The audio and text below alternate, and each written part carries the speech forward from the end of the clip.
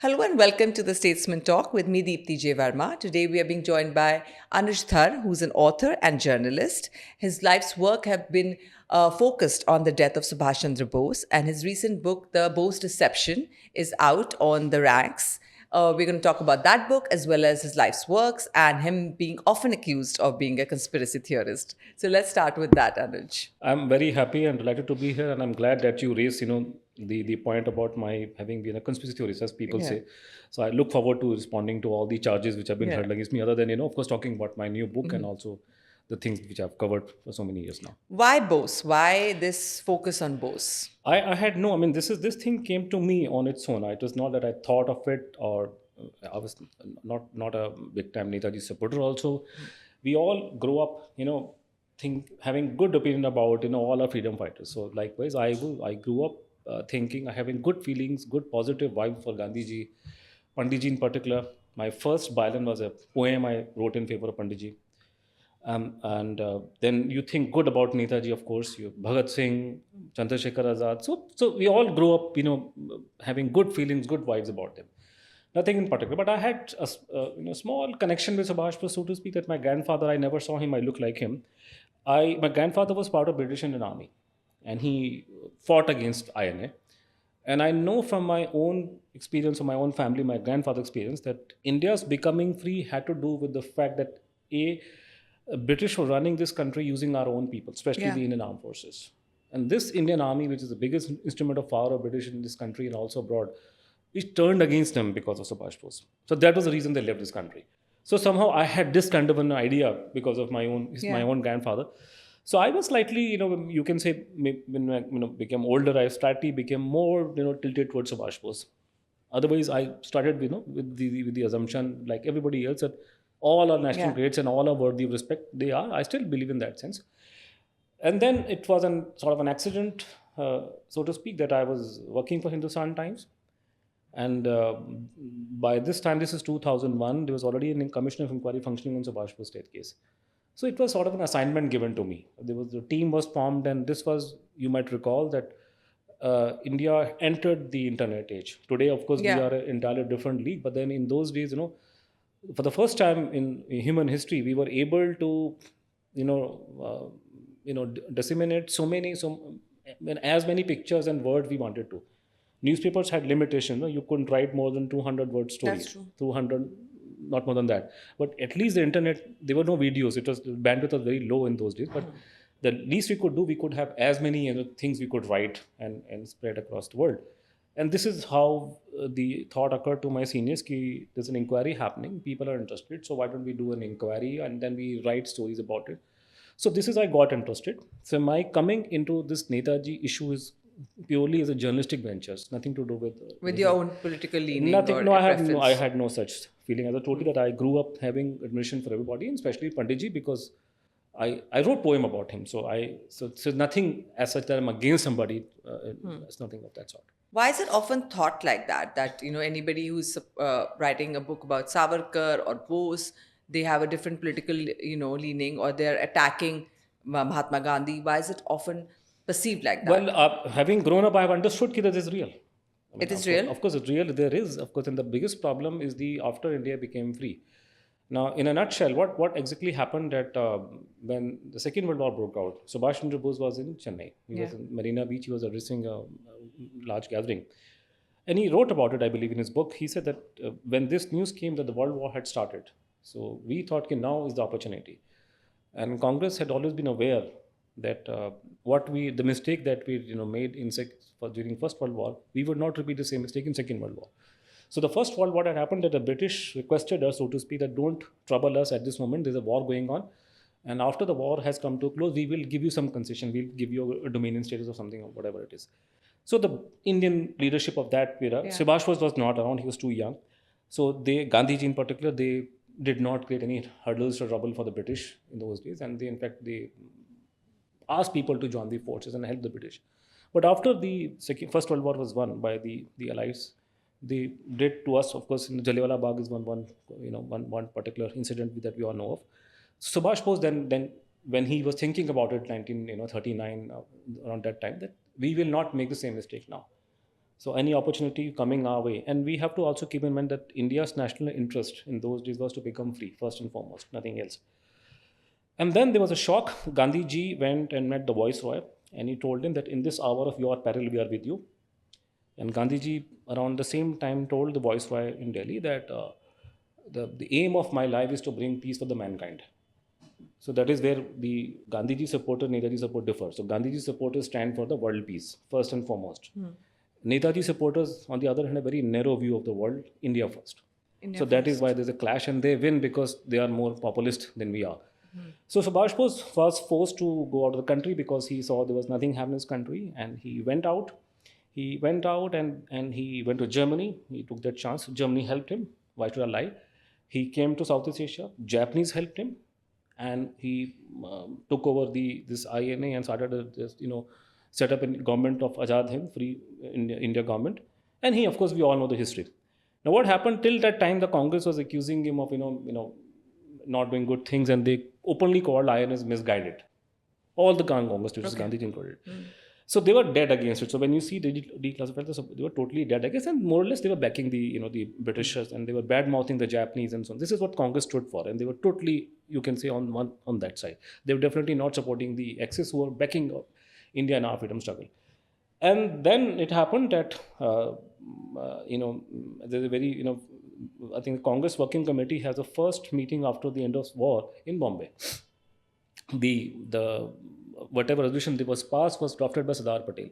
He wrote in it very clearly, the second line was that the end of the war has brought about no change in the British attitude towards India's independence. So which is Or so that- intention. Yeah. so the British intention towards India's becoming free, there was no change. The Congress Working Committee, the highest level, they accepted this thing in September 45.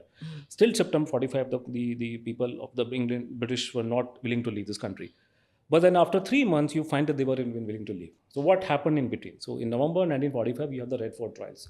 So we have these reports from that period, especially from the military intelligence, and we find that the Congress party actually deputed senior leader Asif Ali to go and gauge the public feeling, because people are totally in favor of INF. By this time, Congress party had lost its ground. It was a moribund organization. They had no money. So what they did was, for the sake of the survival and sake of the elections which are going to take place, they latched onto this issue. And they raised a lot of money, and they took the INA men, whom they did not like. In fact, they did not like them at all, and they took them on their side and began creating this whole idea about that we are backing. And Panditji also put up, that I'm going to defend the INA. He did not. It was a photo opportunity.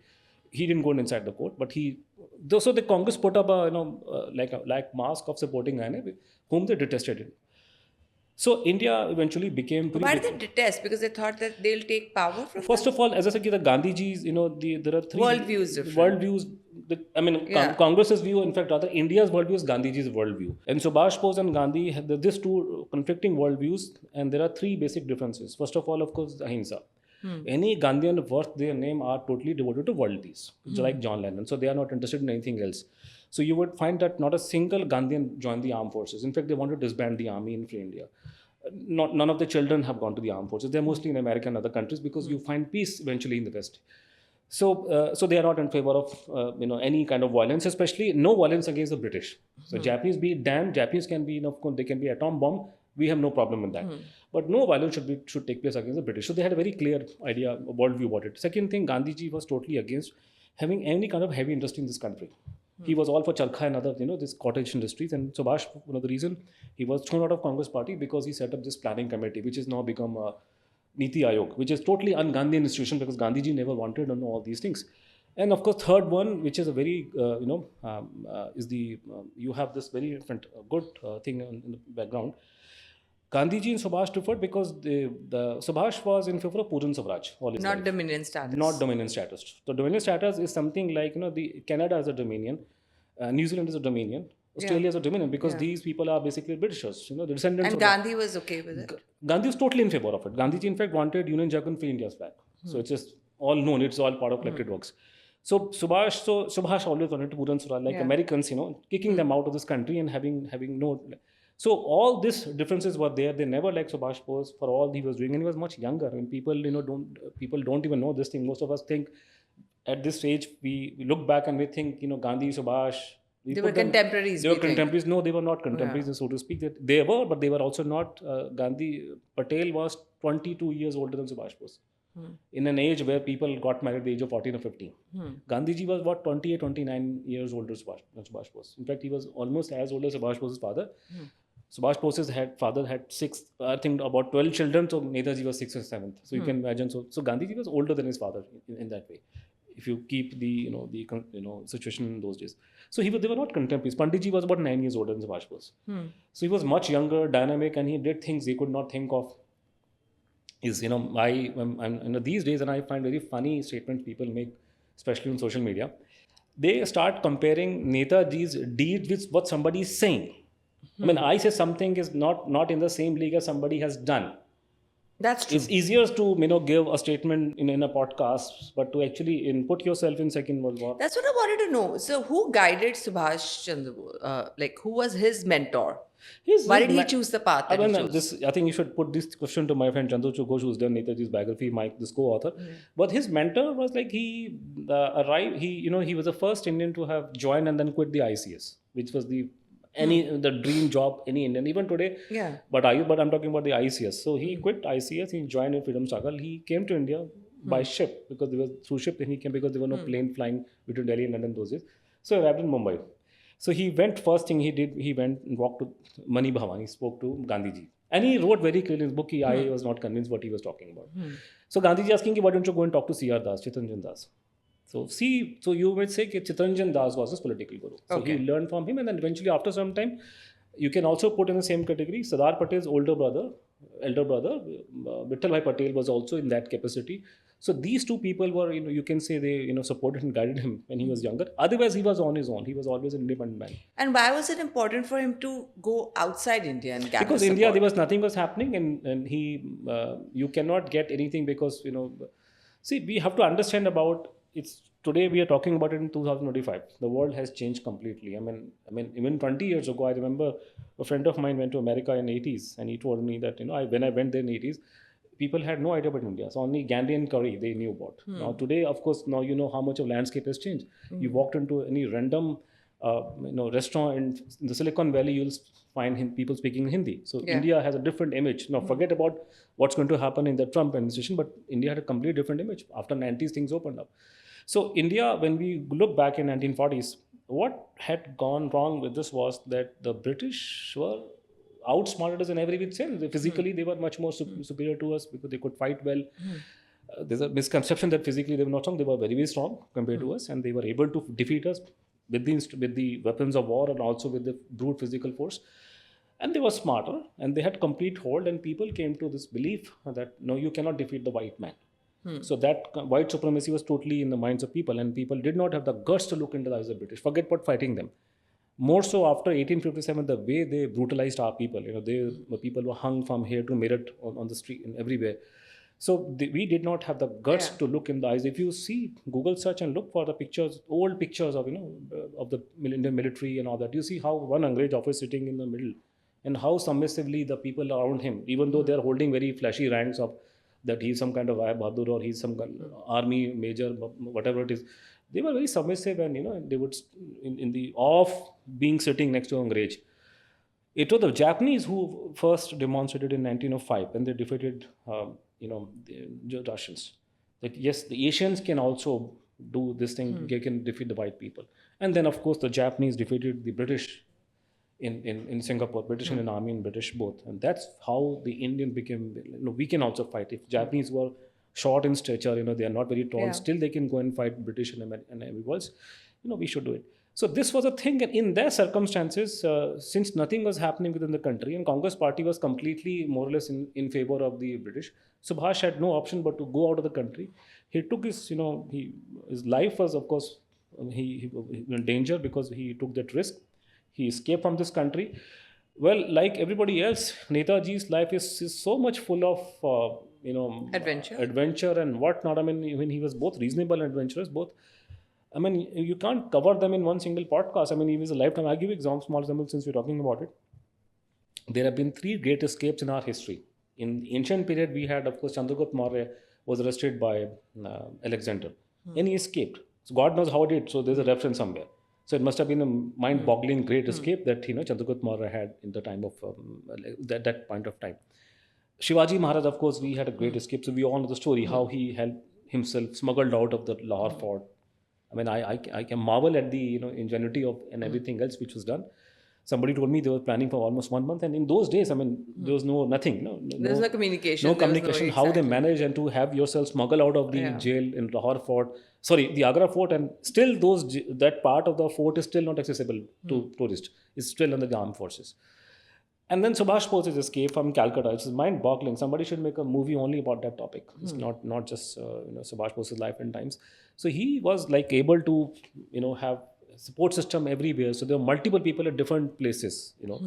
In Punjab, he had like Master Tara Singh backing him, and there was another gentleman, Niranjan Singh Talib, who I believe. So who was his second in command? Who could have taken it further?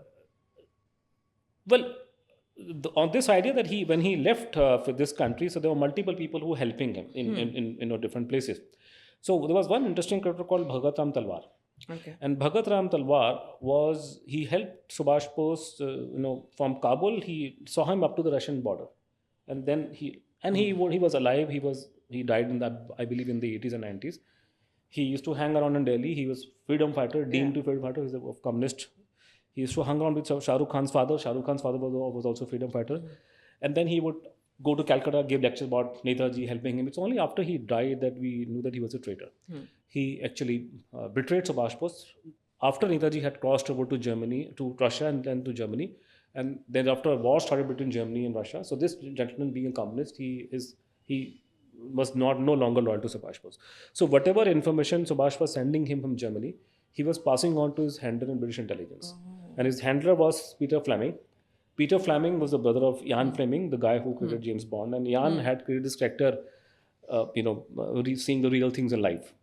So, and there's another connection with James Bond, so to speak, is that, when the Subhash Chandra Bose left this country, the British ordered his execution. The intelligence was told to kill him. So they had never done this thing for anybody.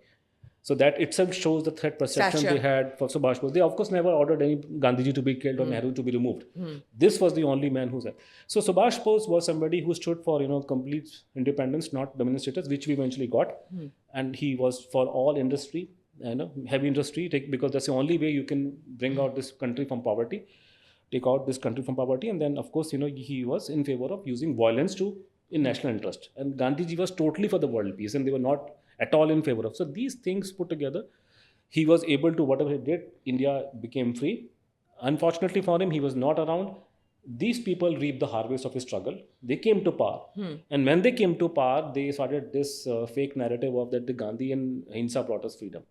So that has led to a lot of animosity among followers of different. You asked about Savarkar, that after 47, government of India has put all its might, all its resources in promoting one brand. So Gandhi brand gets about 95% of support system of government of India, and other all gets peanuts here and there, maybe some few things here and there. So that is why I think that has caused. So I would say it's not just Gandhi's Gandhi brand has caused us a lot of discomfort among other people, and people feel that the work done by different freedom fighters, Netaji and others, they has not been highlighted because of these people. And why are these people? Why are these figures politicized? Because obviously Gandhi was part of the Congress. Gandhi himself was a politician. So Gandhi has done, if you see from the point of view of Subhash Chandra Bose, he has done things which are politically not good. So forget Gandhiji even earlier. Now that we're talking, there's this famous movie Attenborough's Gandhi. Most people are not aware it was a propaganda film funded by Government of India. Yeah. So we funded it. So you are having a almost 3-hour long movie on Gandhiji's life. Not a single shot is Subhash Chandra Bose. The only person. A movie came now, that Tashkent Files. Yeah. Recently. Yeah. Have you seen it? I have seen Tashkent Files. I've seen. I've seen that movie. Yeah. I'm in a way part of it. Okay. Yeah. Is there?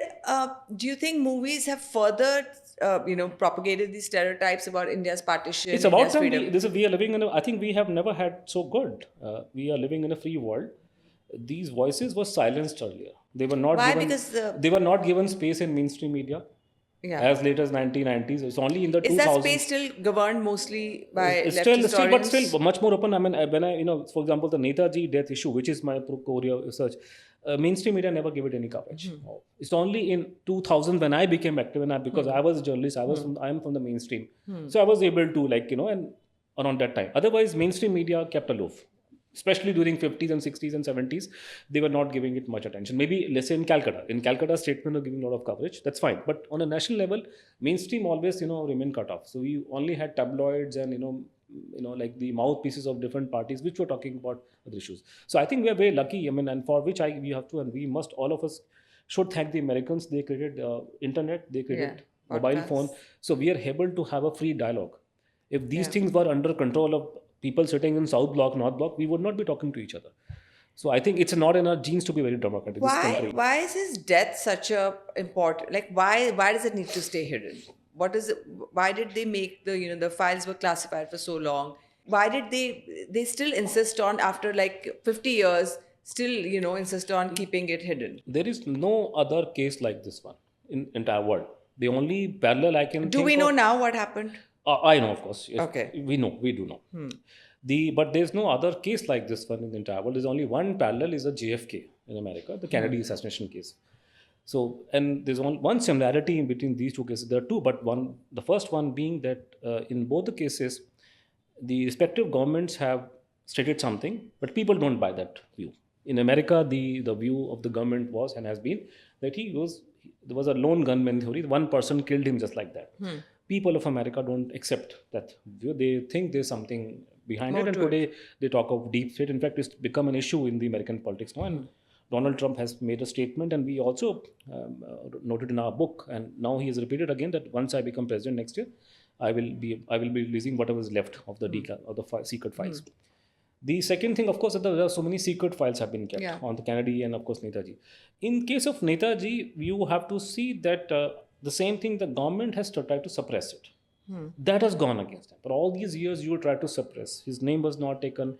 The issue of his death was not taken, not discussed properly. There was no sincerity involved in handling. Did he die when we are told he died?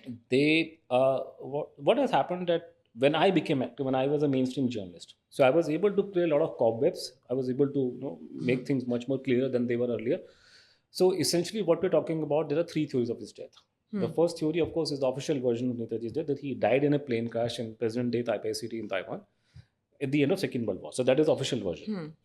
This version came out, and when it came out, everybody believed it in India because it was all over media in those days. And Gandhiji, he was in Pune, he cried. Panditji was in Abbottabad, he cried. So we have all these reports.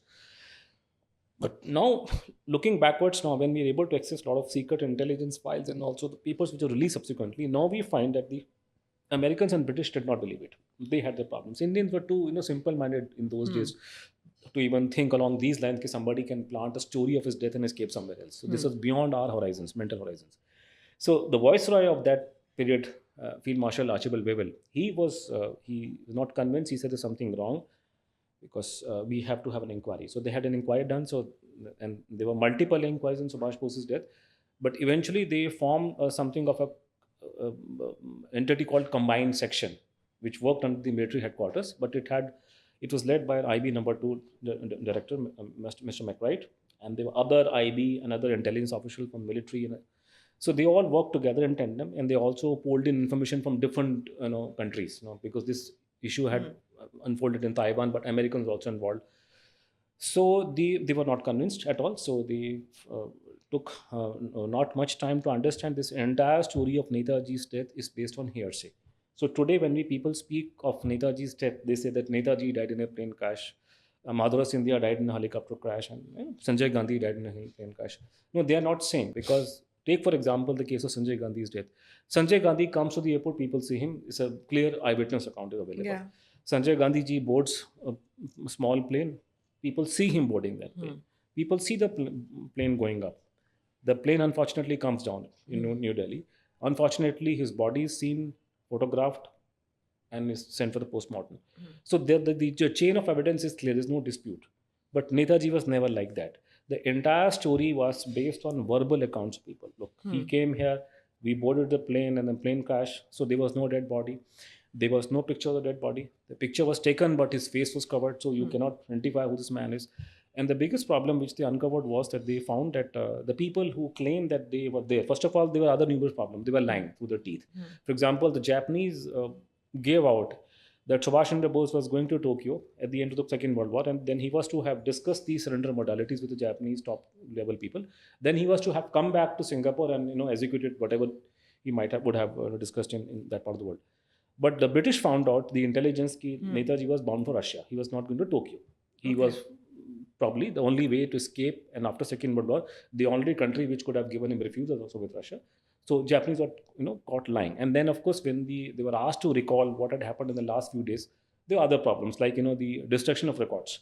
Why would he be destroying records of his movements? And then the eyewitness accounts were very they were clashing with each other. So if you and I were to, God forbid, witness a gory scene of a VIP burnt alive in front of us, and he should be taken to hospital naked, his clothes are all taken off, we will never forget all these horrid scenes all our life. So here you have people who were serving in the armed forces, they were colonels and whatnot, and eventually they all became senior managers in Japan and different companies. But these people were, when they opened their mouth, each time they opened their mouth, they made some stupid mistake. So 5 people are saying the same thing they saw, but when they asked to recall it, they all give different versions of the same incident. So they found out in their own way. The British and Americans found out there was something wrong. So the Americans had the first inquiry done, and British had it, and British were not convinced. And then they asked Americans, look, you were the first one to do the inquiry. What do you think? There is no direct evidence of Subhash Bose's death. Only Japanese are saying so. Evidence is not there. No direct evidence. So they were not convinced about this thing. So, and then this kept on rolling, and it came to about like middle of October, middle of 1946 and October 46. So by which time we had an interim government in place. Panditji, most people are not aware that Panditji and Sardar Patel were already in charge. They were not put in charge on 15th of August 47. They were already in charge for several months before it happened, transfer of power. So they were in charge, and question was raised in assembly, which became our parliament. So initially when the question was raised and a British Home Minister answered in India, he said, we do not know what happened to Subhash Bose. Okay. Which is the most fair assessment at that time. Yeah. And it was based on records. And then Sardar Patel also repeated the same thing, we do not know. But suddenly a change happened in October 1946. Panditji made a statement publicly. He said that Subhash Bose died in a plane crash. So from that time onwards, it has become the official version of Government of India. So Panditji has said it, so now it must be truthful. So now the entire government machinery from that time till time is basically trying to prove that Panditji was right and everybody else is wrong. So this came out, and there was no concept of declassification in those days. All these files of intelligence and interrogation reports I'm talking about, they were not in public domain. In fact, they were not in public domain until 1990s. And so they were kept secretly. Even 1990s, they were not released. So we are having a declaration only now.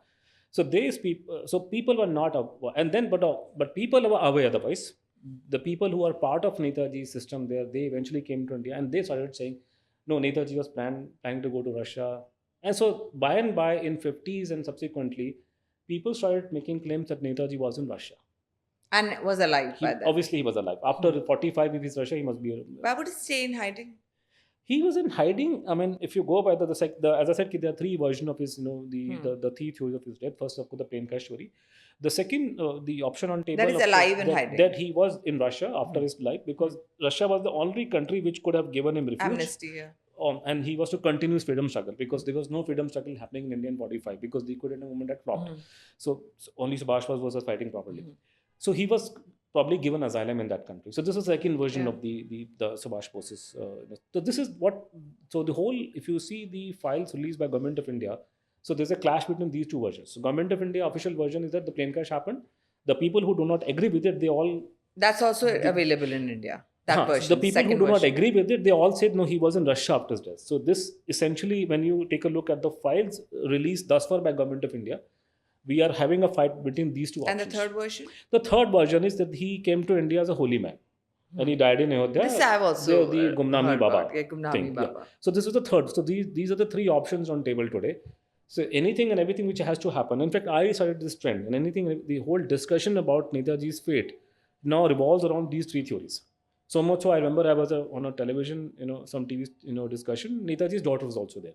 So she also knows about it. So there are 3 versions. So you have to make a choice, very clear. Either he died in a plane crash in Taiwan, or he was in Russia, and according to people like Subramanian Swamy, he was killed there at the behest of Panditji, and Yeah. is Stalin responsible for it. And they put the blame on Panditji also. And the third angle, of course, that he died in Ayodhya in 1985. So these are the three options from which we have to choose from.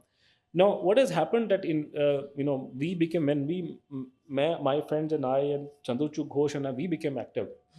After I was through with my an assignment with Hindustan Times, I became like a loose cannon, which I was doing only this thing, nothing else.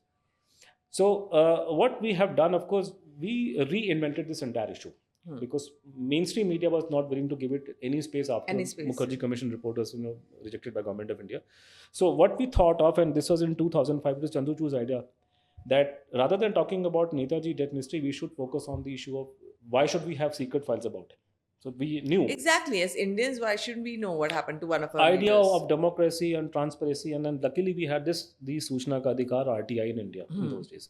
So we rebranded and reinvented this entire issue of Netaji's death. We turned into the issue of the transparency.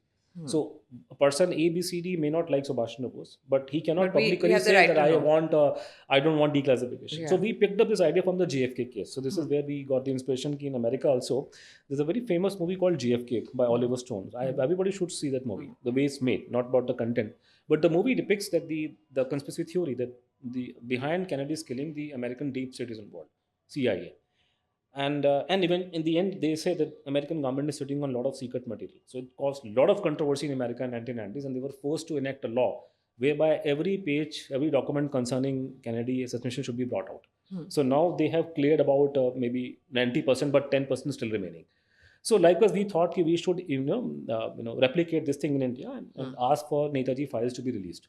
So this is how, and we started our efforts. We would approach government, the different ministries, PMO, MEA, seek records. I give you example. We approached the Ministry of External Affairs, seeking information about the approaches made by Government of India with the Russians on this issue. So they gave us a less than convincing answer. Many times they would tell us, can't be given as secret. So this caused, of course, brought us a lot of attention in mainstream media in those days. And over a period of time, we were joined by Netaji's family members, and especially in Calcutta, we were able to create a kind of situation whereby media was, coming to our press conferences, giving us a lot of attention. And the turning point came in 2015 because of because of an RTI request filed by us.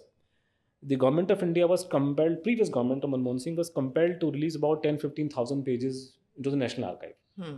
So when you release, and it has happened even in other countries, the Americans have also made the same mistake. When you undertake a release of so many files in one go, you might end up making a mistake. Slipping out those that you don't want. So by mistake, some of the files which should not have been released were released by mistake, and these files concern snooping on Subhash Bose's family. So After his alleged death. So they were spying on anybody, not just his family, anybody and everybody who was having any interest in Subhash Bose, they were spying on him. For example, there was a interesting case of a boy of 15 years of age, school child, and he wanted to know whether Netaji was still alive. So the intelligence went after him and they filed a report about him. So this, to the extent they had, these people had stooped in those days. So then when this came out, and that caught the fancy because I saw it and why would you have surveillance of? And I linked it to Watergate scandal. So at least the journalists were all aware what Watergate scandal was all about. It was all about trying to snoop on your own people. Yeah. So this caught fancy in 2015, luckily for us, and it was all about primetime media. And since that time, Netaji issue has been, of course, making news every now and then. And they were spying, and everybody, the BJP spokesperson, all the members of Netaji's family, except for one or two, all made the same statement that this is nothing. It means that he was alive.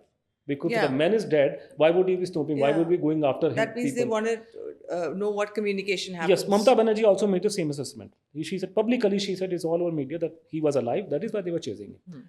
So this came out, and this is how it is. But afterwards, what has happened that Modi ji in beginning 2016, he began releasing his records. So he released about 304 or 5 files. These are from the PMO, MHA, MEA, and Cabinet Secretariat. We were always seeking, files from the Intelligence Bureau and other intelligence organizations, which they have not done. So as far as I'm concerned, it's not a complete disclosure; it's a partial disclosure they have done. But whatever came out, there was a After this, and this is the reason why we had to write this book now, that after Modi government released files and there was a lot of fanfare, it was all over media, and we were all there on all channels.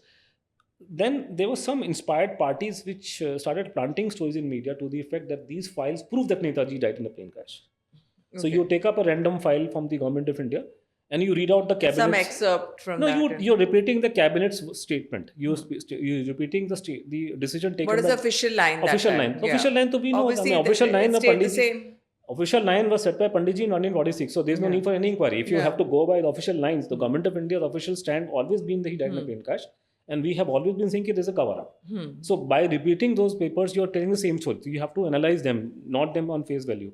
So what they did was, and then also another problem started, and this started with the BJP leaders. You might note this, that on 18th of August, and which is said to be Subhash Bose's death date, Congress party people do not do any tweet about Netaji's death. The Prime Minister won't.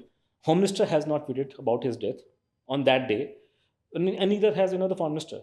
But I don't know what is happening to people in BJP. They start that day to recall Netaji's death. So they have also vitiated the whole atmosphere by creating that kind of impression that the files released by Modi government have established that he has died in plane crash. So what we have done in this book, The Bose Deception, we collected and collected all information which is available. All these files, and these files, the number itself is huge when you have to, and that will give you in a way insight. What kind of person Subhash Chandra Bose was, what was his importance to the system, and what he was really stood for. For example, in a way, there are many people whose names today are taken as if they were demigods. But when you go back and search for papers about the National Archives, you find nothing. Very few snippets here and there, because they were never worthy of having a full file made on recorded on them, because they were not that much of a threat to the British. So they haven't been given their space in history. No, they were according to the British, they were not, and they were not that important. So you have references about them here and there, but not particular file on them. So Subhash Bose is somebody on whom directly and indirectly there were 990 files released by the Ministry of Defence. 990. Wow. Ministry of Defence in 97. They have many more files, but I'm talking about what they have released. Yeah. The Manmohan Singh government released more than 1,000 files. This government has released about 305 files. Then I know there are 77 files with the IB, which they have not released, but there'll be many more, but 77 I can prove, established. Then we have files about Netaji in America. We have accessed the American US Army dossier. There are files about him in England. There are files about him in Taiwan, in Australia, and we have, and Germany, of course, in Japan, of course. So this man has his imprint in so many countries. So if you go by the files on him, how important he was. But today, because of lack of any public, there's no political party backing him. There is no state which backs him. There are no people standing behind him for the reason of caste and community. So he's not getting that much of attention. Otherwise, Netaji stood tallest of all leaders, I would say this thing.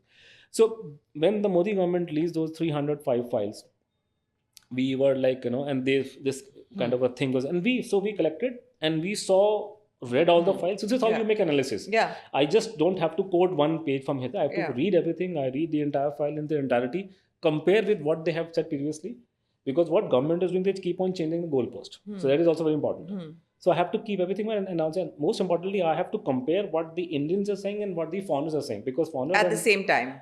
So the Taiwanese have no axe to grind. Now, to give you an example, when the inquiries, the British intelligence, and they came to conclusion there's something wrong, with the eyewitness account. So they came to conclusions that we must have an on-the-ground inquiry in Taiwan where the plane crash had taken place. And we must go to the hospital and check records, because according to the version given by Japanese, he was injured. Netaji did not die in the plane crash. He was injured. He was taken to hospital. He was on that plane, according to them. According to them, and he was taken to hospital. He was in hospital for some time, and then he was cremated in Taiwan. So you must have all records about him. Because that's, and you have doctors who are talking about it, and they are talking about, yes, we signed this death certificate, so to speak. So they said we must go for whatever reason, maybe because they were leaving India. Maybe we don't have too many records with us today. But British were not able to do a proper inquiry in Taiwan. So the first inquiry was conducted at the behest of the Congress party, I would say, that done in 46. Now, even if I discount that particular time and period, by 1951, it was very clear to Government of India that the evidence from Taiwan was not supporting the plane crash story. Because, and in our book, we have produced what we have done, and you would appreciate. In the book, we have not only we have cited records, we have also given images of records. So you Okay. cannot question me that Anuj is, Chandrachud writing Yeah. wrong. You It's can read for yourself. interpreting the- So you can see, for example, here, and all are the highest level people. We are not quoting small Charlie here and there. So in this case, a former foreign secretary, the longest serving foreign secretary of country, Shubhamal Dutt, he's writing, Panditji's signatures are there, and he's writing ki whatever information we have got from that country is not a big problem for us.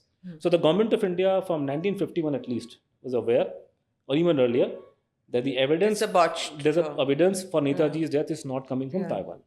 Rather than telling this thing to people of India, and rather than having an inquiry done into this episode, they clamped down. So thereafter we So find, that's where the mistake started?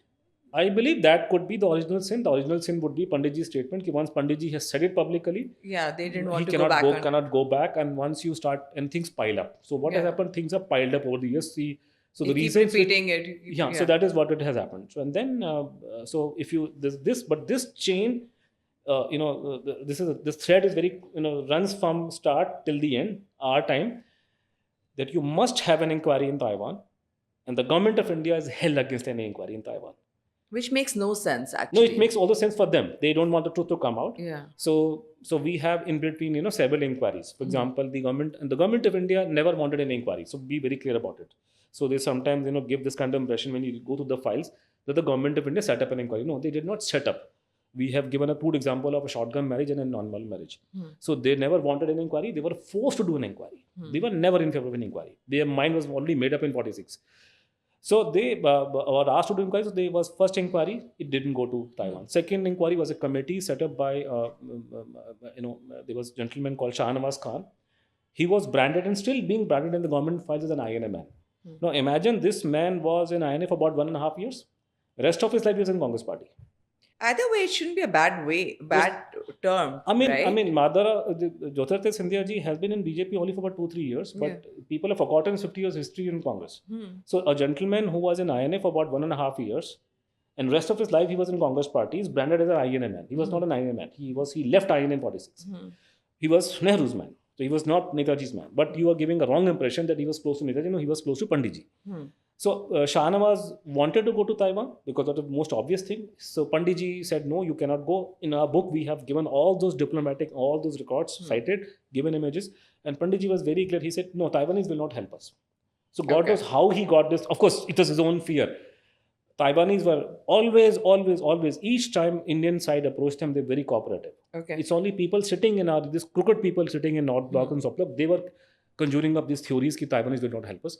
But so what you'll find in our book that in 50s and 60s, where every time The entire chain of communication is in the book. the thread is very clear that the inquiry on Netaji's death, it has to go to Taiwan, and the government of India was not keen. So they did their best to frustrate all these inquiries. In fact, last inquiry was done by Justice Mukherjee Commissioner.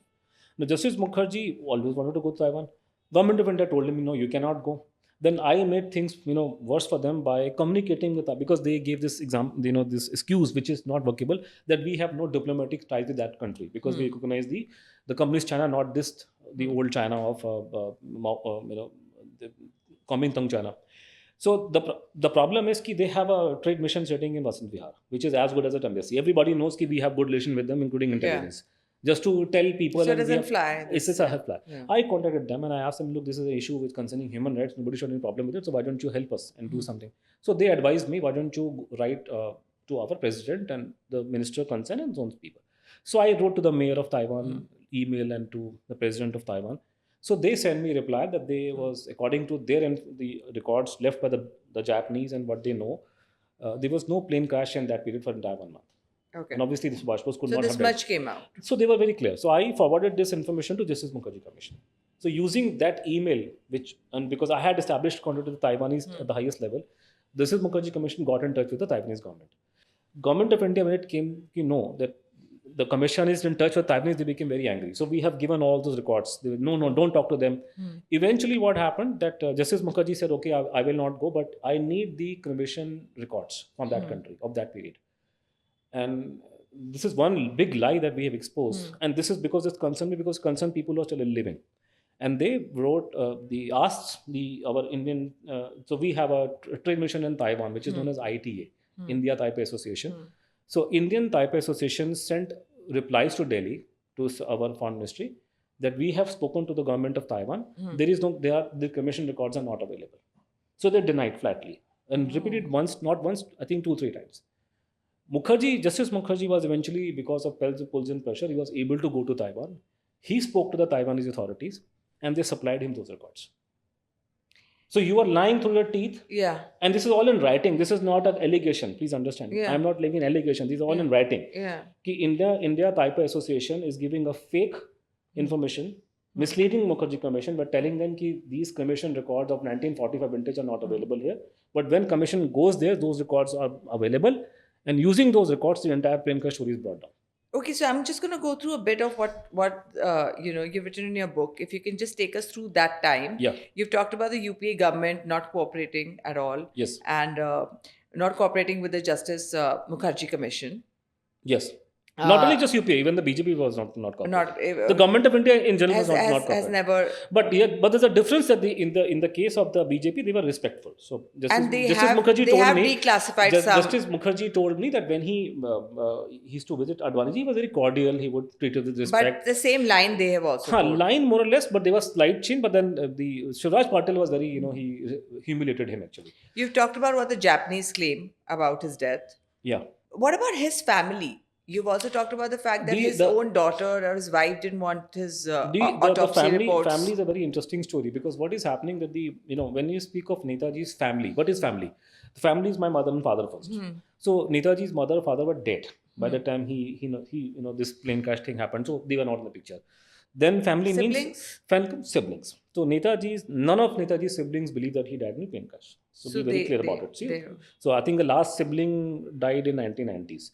So siblings never believed. They were hell against the plane crash story. And they never believed that these ashes are kept in Japan. According to official version of Netaji's death, he died in plane crash in Taiwan. He was cremated there. His ashes were flown to Japan. Now today they're lying in Unkoji Temple, Tokyo.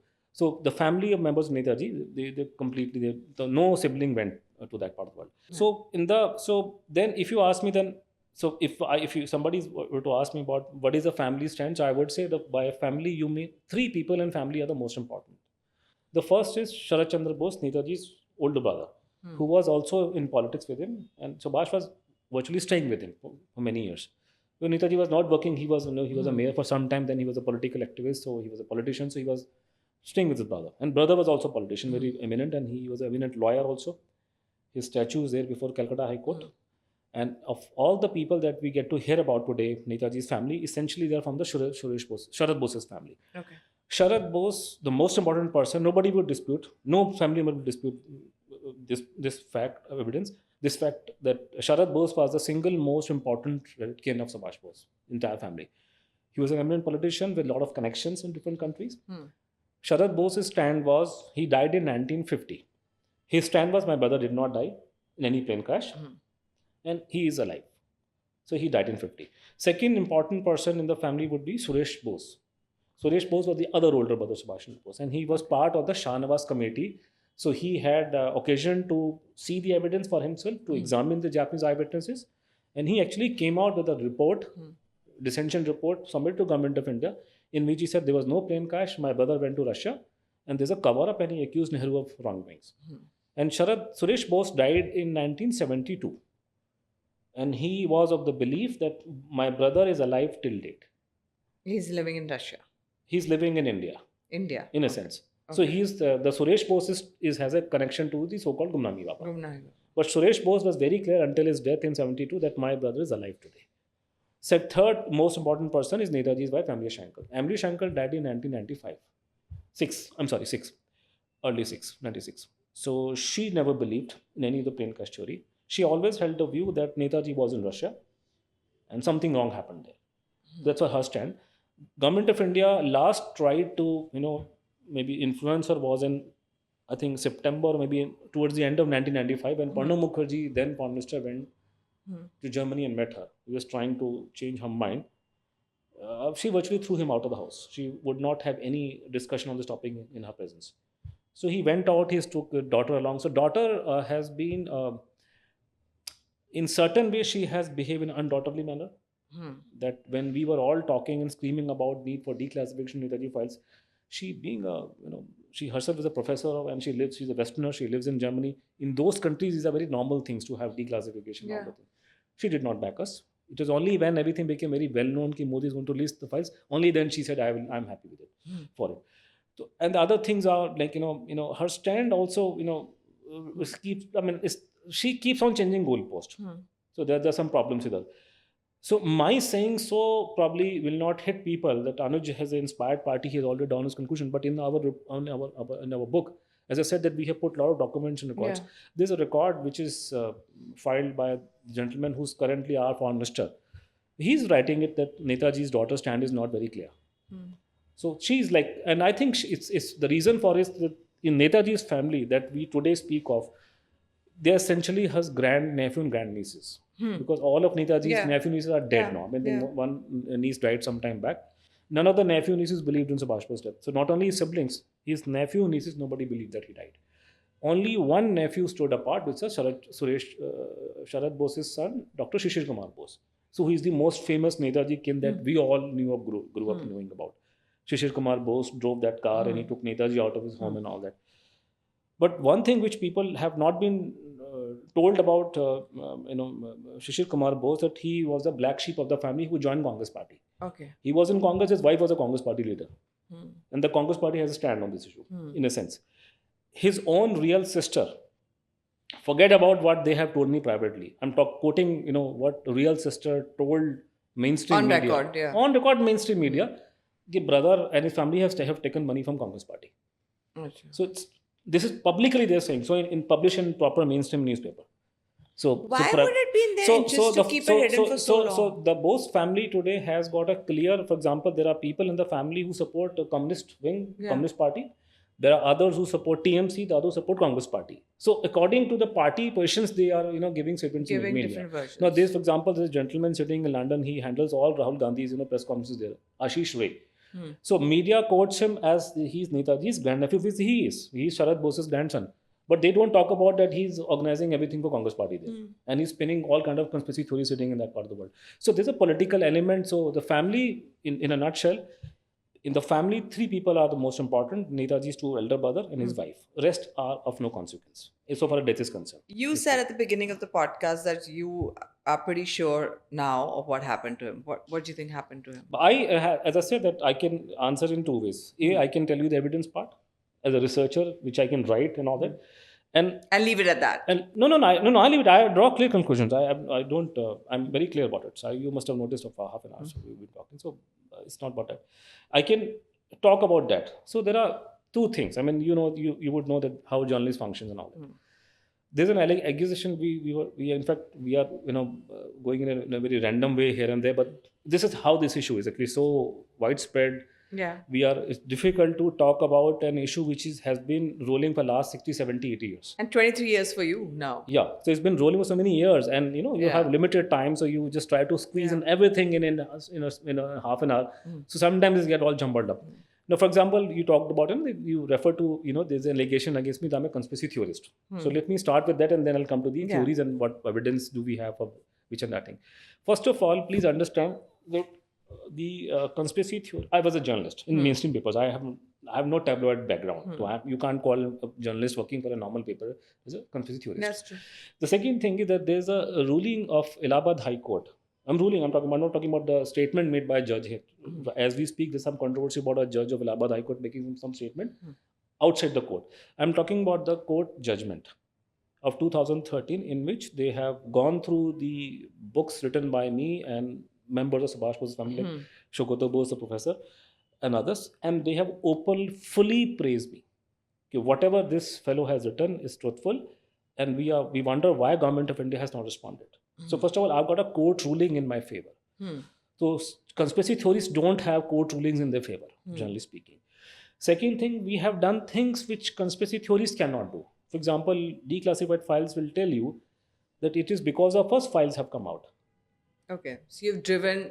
We have driven everything. It is because of somebody like me and my friend Chandrachu Ghosh. There are thousands of, 2,000 files, you can say almost close to 2,000 files have been released. Third, this was never a case. People also say that you don't have a history degree. Yes, sir, I'm glad I don't have it. Not a historian. I've got a political science history. I have a political science degree. This case was never for historians in the respect that historians will come in the picture only when documents have been released. When the files are classified, they're secret. Historians can not do anything. I was able to access classified information and write books on the basis of that thing. Because you I'm a understood the journalist. politics of that time. I'm a journalist. I was a journalist. So I can do things. I can go and talk to people. A historian will go and refer to records. He will talk to the eyewitnesses. Today they are all dead and gone. I was able to go and talk to people in PMO, in intelligence, and other places. So we have some advantages. This is not a case of history. This is a case of politics. It is a case of government secrecy. So I think historian will come in the picture. Now they can come and read those reports and then give their opinion. So we have driven this thing, and we have. So what is happening, for example, with regard to, let's say, plain cash theory. As I said, there are two ways of looking at it. One is that whatever has come on record, and what I have been told of the record. What I have been told of the record by people in the system. For example, suppose some former director of IB told me something. Obviously, I can't write about it. I can't speak about it publicly. So I'm keeping all that aside for the discussion, because you would like to see what do I have to say publicly. Otherwise, everything I'm saying on the basis of the records is also there in the people have told me in the government at the highest level. Okay, this is the truth. This is the ultimate gospel truth. The plain cash theory is out. Given a choice between Shivraj Patil and Justice Manoj Kumar Mukherjee, I will always believe Justice Manoj Kumar Mukherjee. I don't give a heck to a politician like Shivraj Patil who rejected his report, number one. Government of India, the problem with them, whenever they have been cornered in courts and commission, they have spoken the truth. It happened in 1997 when there was a case filed in Calcutta High Court. And Justice Babashankar Mishra, who was the Chief Justice of Calcutta High Court, he cornered the government lawyer. He said, what is your stand?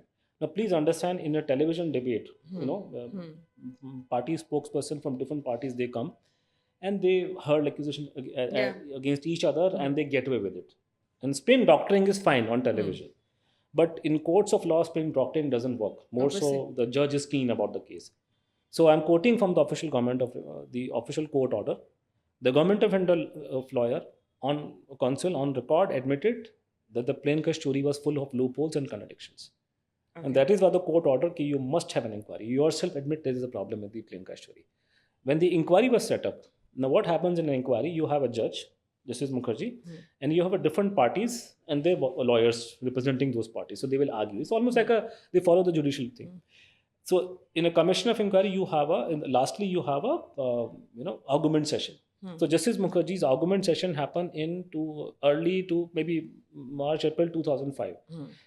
February 2005. By which time Manmohan Singh government was there for many, many months. So the stand taken by the government of India, counsel and lawyer, before the Mukherjee commission is the same, plain cash did not take place. So whenever you corner government of India on this thing, they will admit this thing.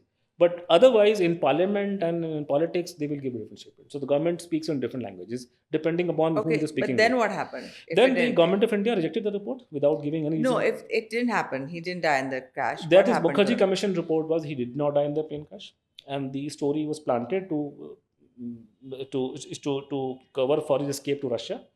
What happened in Russia, I can't tell you because I was not given access to the intelligence and other records. The ashes which are said to be Netaji's are not his ashes. These are ashes of a Japanese. So this much we have established. This much is Justice Mukherjee established, and I think what he was right. I can add much more to it. We have done in our book. Of course, Justice Mukherjee had his limitations. We don't have the limitations. So he did not die. So evidence is very clear. Government of India itself admits in court and commission. Otherwise, for political reasons, they keep on giving different treatment. Otherwise, then he was in Russia. The problem in the Russian angle is Justice Mukherjee being a judge, he could not conclude. He said he went to Russia. I do not know what happened, but I can tell you, the former journalist, he was there. He was there. The intelligence reports are there. They are fairly credible. What has gone wrong, and we have brought out in our book, Boss Deception, the government of India never tried to ask them properly. In fact, there was no proper... we never asked them, in fact, to be very frank with you. We never asked them. We never asked them till about one family was in power. Panditji never asked the Russians about it. See, if Netaji is in Russia, you don't have to go to Jadavpur University to find. But why didn't he come out himself? He's not coming out, a different ball game. Suppose there's a theory that he was taken prisoner. Okay. That's what people thought. That's what people said. So Subhash is in Russia even today. The best way to find it out would be to go and talk to the embassy here. It's not to go to University of Jadavpur and talk to some crackpot who will give his theories, Yeah. historian. So you have to go and talk to the Russians. We have, by the grace of Yeah, God, they are we our have a cordial chums. relationship. So we can always go and talk to them. So there was very very interesting, anecdote recalled by a former member of parliament and who was earlier in Ministry of External Affairs. He said we were in 50s. We were at a gathering in Delhi, diplomatic gathering, and the Russian ambassador was there. And I asked Pandit ji, वो सामने वो आपका राष्ट्रीय रूस का वो खड़ा हुआ है ambassador, उससे बात करो नेताजी के बारे में. तो पंडित जी बोले कि तुम क्या चंडू खाने की बातें करते हो. चंडू खाना is like people who den of opium addicts. Yeah. So this was the attitude that the people had. They never talked to Russians. In fact, for the first time, India very meekly asked Russians about it was when your VP Singh became the prime minister. It's a very meekly they have put indirect questions. You do have any information of something of that sort. And it was before VP Singh went to Russia. When VP Singh himself went to Russia, he never talked about it to those people. But very meekly they asked. When we met, by we I mean people of my group and Chandra Ghosh, my and Netaji family members, we met Prime Minister Modi. We asked him that you should take up the issue with Russia at the highest level. I must tell you why the highest level, because it makes all the difference. The editor of the paper is calling you up on the phone or a reporter is calling you. Obviously. Because all seriousness. Yeah. Now I knew I can say this thing now because I'm forced to give you one anecdotal information which is off the record sheet, thing which I collected. Because the gentleman is dead and gone, so I can talk. Otherwise, I usually don't take names of people I speak with because it's things done and content should never be revealed. I'm an old-fashioned journalist. So I knew George Saab, late George Fernandez ji. George Saab was very nice to me. He was nice to everybody. He was very open. He was accessible easily, and he was. George Saab, I spoke to him about when he was Raksha Mantri that Russia, Netaji, there's something, He was like, no, पता तुम्हें कितना हथियार मिलता हमको से, we get so much of weapons from them. He was not even willing to talk. So he just brushed me aside. After some few years, when he was no longer the Raksha Mantri, he told me that I actually raised the issue with my Russian counterpart, Defense Minister of Russia. Okay.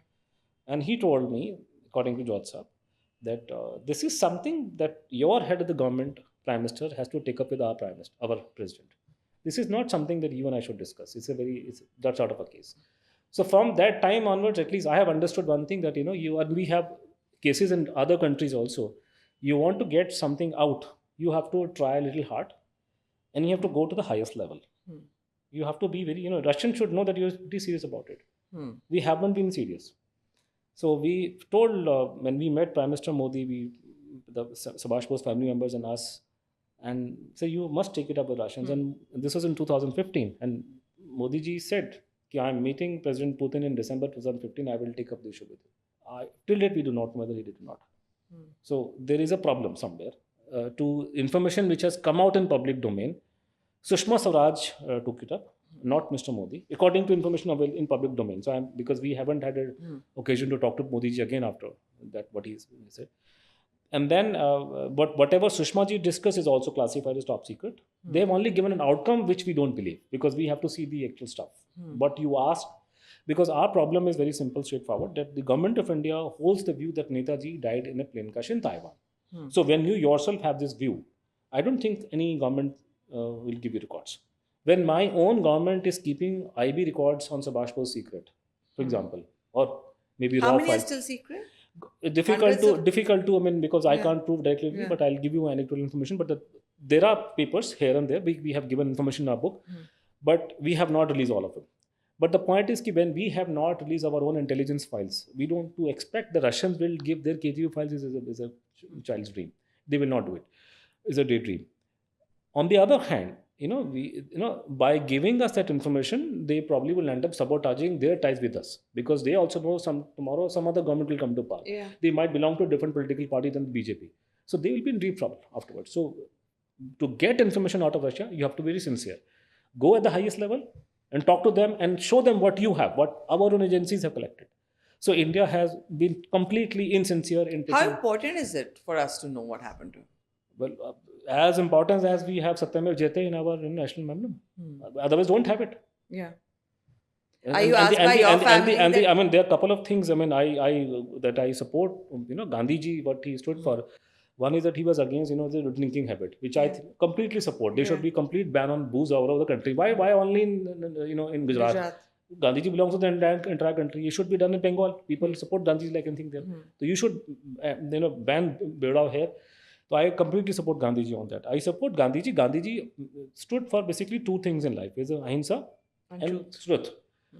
So I don't understand, when you have truth, how can you have Official Secrets Act of 1921 in place?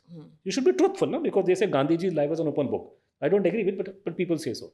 So when you make this, and you make these statements everywhere in the world, in the international forums, then follow it. You are so, the truth itself has an incentive. In the government files, we find the same people doing, this joke. I give you two small examples. The one example was somebody, a proposal was made to have a holiday on Netaji's birth anniversary, 23rd of January. So the government rejected it, and the reasoning given was that Netaji was a Karam Yogi. So Netaji who believed in hard work. Didn't Gandhiji also believe in hard work? Then why do we have a holiday on Gandhiji's birthday? So double standard. Rejecting the Mukherjee Commission report and the previous, whatever government stand took, they would always give, the excuse, okay, so much of time has gone by. What is the purpose of it now? Okay. So we have given counters. For example, there was a 40-year-old case of urban Naxal was opened in this country by court of law.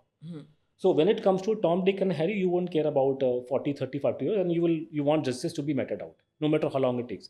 We give an example of a gentleman who stole 2 buffaloes in Maharashtra in 65. He was caught last year. So when it comes to, I was born next to a police station in Delhi. When it comes to these things, small time things, they were not closed file for 50, 60 years. When it comes to Netaji Subhas Chandra Bose's death, they are giving us these jumlas. But are you asked this question by your family that, let go at some point? That why are you, so hell-bent on... Yeah, well, that people keep on telling me. Even today, when people say, let go of it. But we can't let go because we have made a lot of gains. And in a sense, whatever I am doing and Chandrachud are doing, we are in the line of a lot of people who have done this before us. The first person who raised this, you can say, who started the fire was H.V. Kamath. Okay. Kamath was the second Indian after Netaji who had joined ISIS and quit. He at least served in ISIS and then he quit. And he became member of, he was member of assembly in the British era. Then he was also member of parliament in the Indian. And I think he was MP even in 77. So he was a long-term MP and he used to oppose Panditji and all that. Very erudite, eloquent person. He was an ISIS officer. So whatever efforts Kamath made and, Samar Guha made and so many people across the country made, it all comes down to us now. If we fail for everybody, and we succeed, all these people now sitting in heaven would give us blessings. So we can't let go. I think this is our last. Our generation has the responsibility to settle this case. Does it burden you all the time? It is burdening me all the time. It's like, what can... So I have to make an endeavor. You have to know what. Endeavor. Yeah. So Russia, he was in Russia. We come back to the 3 theories. The first theory... His death is still a mystery though. To me, it's not. The second thing that he was in Russia, the government of India hasn't asked him properly. You asked me, he was there. There are reports of intelligence. I can give you a very small example. Is that when Mukherjee Commission was functioning, there was of course demands that you should access information in America. So the Indian government, our Ministry of External Affairs, they contacted the American Embassy in Delhi. And American Embassy advised them that, look, all our declassified files are there in the National Archives, the US in Maryland. So you can go and access. There are other archives also. So you can hire any Indian student or any researcher, they can do research for you. Believe me, for 5 years, Indian government didn't sponsor anyone to go. No, they were not able to locate one single researcher in America. We are available for $500. You can approach them. They couldn't find Indian student in America to do the research. Leave alone the fact that most of our people sitting in South Block, their children are chasing American dreams right now. All the entire country, the whole Jamaat is sitting in America, but they couldn't trace one person in America to do the search for records in American archives. They did not even make an attempt for it. The other thing the Americans told them, you want to access American classified records, then the America has a thing called the Freedom of Information Act. They are RTI. So you approach them under it. So regarding this, the Ministry of External Affairs made this noting, and we have put that noting with that. We have given all the information in our book. They said this is a long and tardy and complicated process, which it is, because you want to access a classified information from the American side. you have to give them details of it, which is very difficult. If I do Okay. not know what is inside that room, how can I tell you? What can I ask for you? That's I true. can, unless until I see the You have biscuits to be lying there. specific. Specific. So you have to. So this is very difficult, and they're correct. But then it's a government. Hmm. I am sitting in Delhi. I travel by metro. Hmm. Even then, earlier also, I sitting here, and me and Chandrachud Ghosh, we were able to locate Access a lot. we were able to locate 2 classified CIA records Hmm. in America on Subhash Bose's death case. Hmm. And then we applied, and the American FOIA is open to everybody. It's not like Indian RT, only Indian citizens can apply, but FOIA is covered by everybody. And even CIA is covered under FOIA. Hmm. So they told us, national security of America, we can't give you these 2 documents. Then we made an appeal. You can always appeal, like in India, an RTI. If you're not satisfied with the answer given, you can always make an appeal. You can ask them to reconsider. So there's a board which will sit and will listen to your comments. So we gave them submission writing. Look, we please reconsider decision, and these are our reasons. So we give them some reasons why should you do it.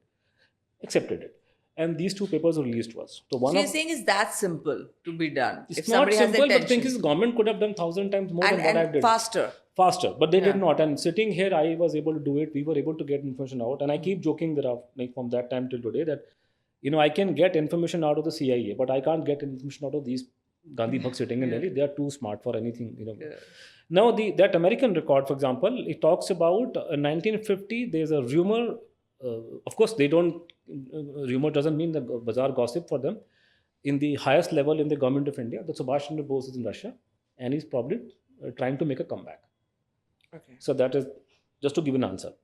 So then we come to the issue of the so-called Gumnami Baba, who made appearance in India in sometime that period only, 50-51 he come. So that report is probably correct. So he did come back from there. Now, just cutting the whole story short, Gumnami Baba story, there are 3 reasons you should believe that he was Netaji. 3. These are not one, the chunks of reasons. The first chunk of reasons that you should believe that he was Netaji is because Justice Mukherjee himself, being a former Supreme Court judge, he accepted in his report that there's a credible eyewitness evidence in favor of it. There were people who saw him, they identified him as Subhash Bose, what he was saying and whatnot, whatever.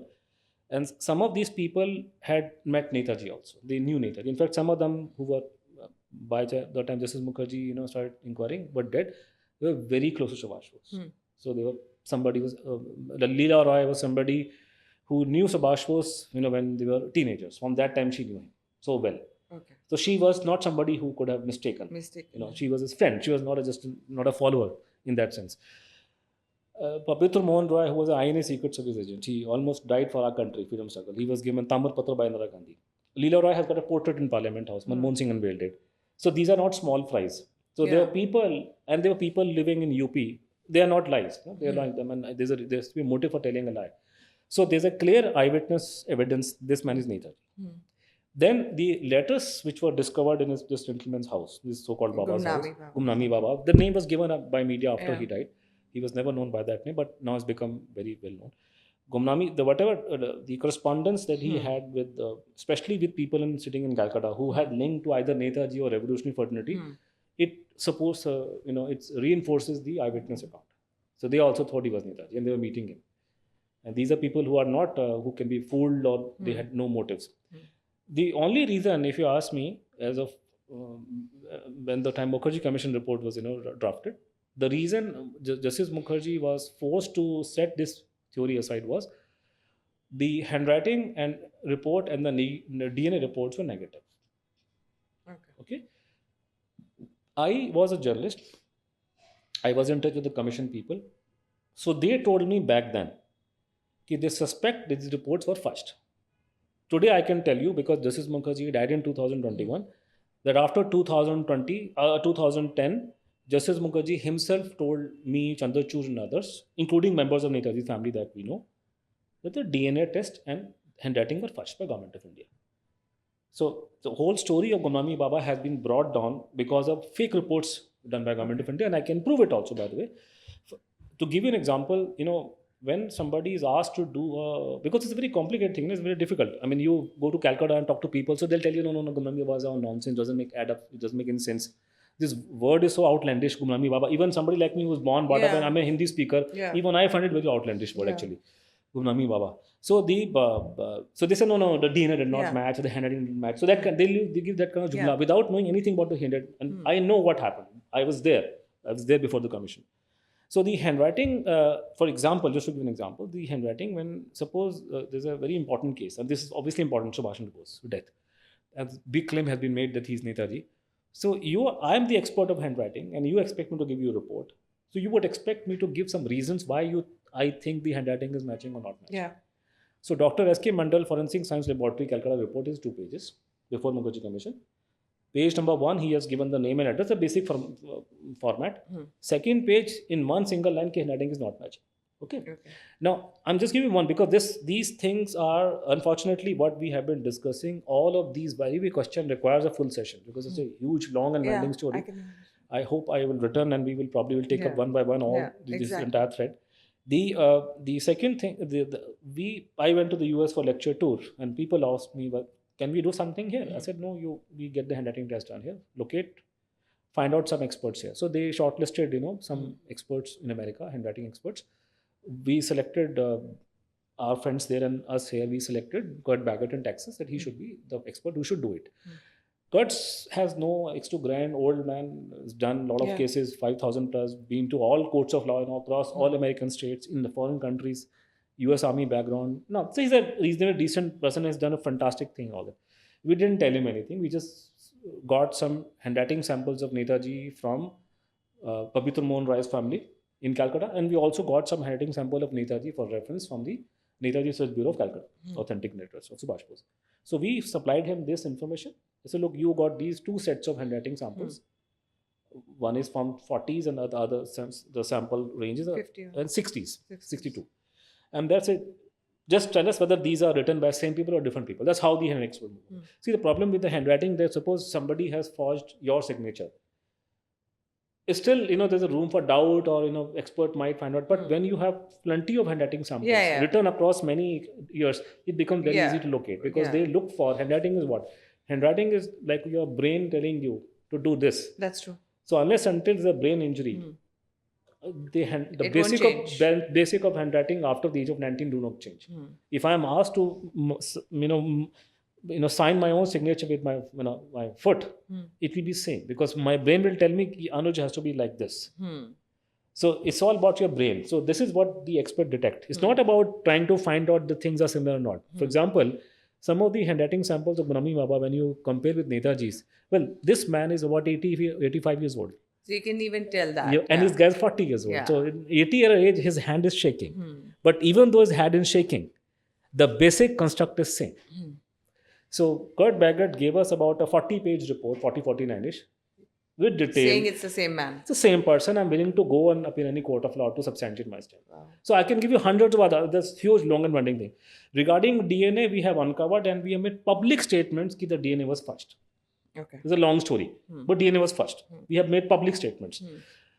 And in that incident, for example, the very important element is look, we know people. And Netaji has such a following. I can't tell you, I was in Srinagar, yesterday I came back. Students were talking to me, they listened to me and they were very keen. I go to Kerala, people have same level of interest. I go to New Jersey, people in America, they have same level of interest. I go to Indore, people listen to me. So young people mostly are very keen on and they want to talk about Netaji and they find very intriguing. Forget Indians, I remember I was in London in the school for a talk. The Pakistanis are very keen about it. Do you think his popularity was what? They try to suppress it and it is backfired on them. Yeah. All the same, Netaji so popular and I would say that people who are in the government, especially in security, they are more patriot than you and me. They put their life on stake. So what they do, in private, they tell us many things which they can't tell us officially. I give you example. For example, we filed an application in the RTI seeking one record, which was officially denied to us by the government of India. This is national security, we can't give it to you. Okay. So the officer from the senior official from the government of India appeared before the Central Information Commission, and he said he submitted, no, we cannot give it to you. And the commission gave an order, the government official came and he said, this cannot be given, and we accept the position. When we come out of the room, he showed me the document. Because he's not, they all like Netaji, especially people who work in the IB and RAW. They all are patriots of the highest order. They tell you everything. Some of them will tell you things which they cannot tell you officially. But everything in your book is what's on record. And then where the lab in which the DNA test was done, unfortunately for them, we had people there also. So they gave us a hint that they have deliberately done this thing. And under the RTI, you see a bird called electropherogram. What we know as a DNA test in lay person's terms, in your term, in my term, that there's a DNA report. What is a DNA report? What happens? There's a genome analyzer. There's a machine. They call it, I think, genome analyzer. So there's no human intervention. You put on gloves. You must have seen pictures of it.